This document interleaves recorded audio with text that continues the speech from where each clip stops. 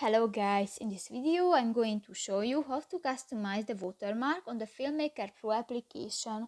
But first of all, I just want to mention, please don't forget to subscribe to our channel because at 100,000 subscribers we are going to show you our YouTube revenue statistics and growth strategy, how to make money online. So let's jump into it. First of all, open the application on your device. Tap to the new project button at the upper side of the screen and go to the plus icon at the lower left corner.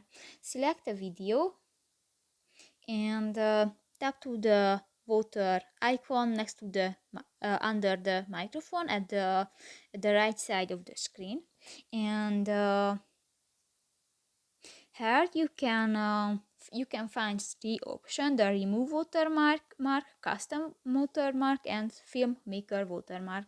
And the remove and custom option, you need a pro membership in this application. So that's pretty much it for this video, guys. See you in the next one. Bye bye.